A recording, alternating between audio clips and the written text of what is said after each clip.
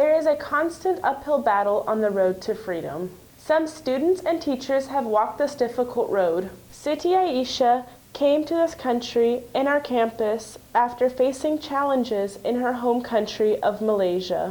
We don't have good education, and then we don't have a more opportunity like the career for the future, and we only have religious school where we can go for study somehow, somewhere. That's all. We don't have high school or stuff there.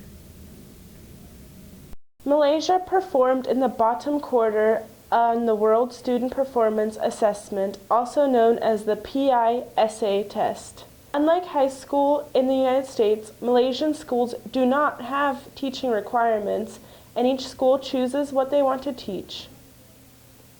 The state and federal government in Malaysia do not have much of a say in what happens in these schools. Malaysian schools are based solely upon religious practices as opposed to a more diverse curriculum. Hari Acharya came to this country from Nepal for freedom of educational persecution. In the country of Nepal, teachers are not liable for any injuries that students receive while under their care. It is legal and encouraged for teachers to physically punish students for any indiscretions.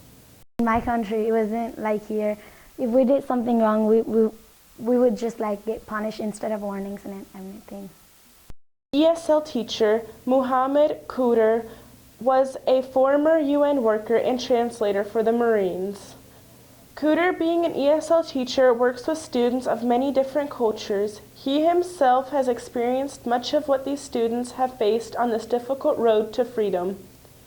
Mr. Kuder has worked in many parts of the Middle East with other refugee students in places like Iraq, which is located in the Middle East between Iran and Kuwait. You just need to understand the stories. I really always make sure that I understand it, and I do, because I've been working with the refugee resettlement families and students for a long time. I had experience working in refugee camps on the borders of Syria and Iraq. I work with the Palestinian refugees. Kupase has experience living in Thailand's refugee camps, where they receive little to no medical attention. In my country, we need to see the doctor hard, and in America we need to see the doctor is so easy. There are 9 official refugee camps in Thailand along the border towards Myanmar. Most Burmese camps are located in isolated regions of Thailand and are very far from any places of care.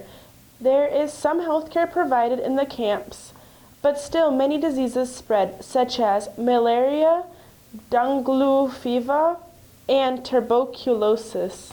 Malnutrition in refugees is considered a common plight in these camps.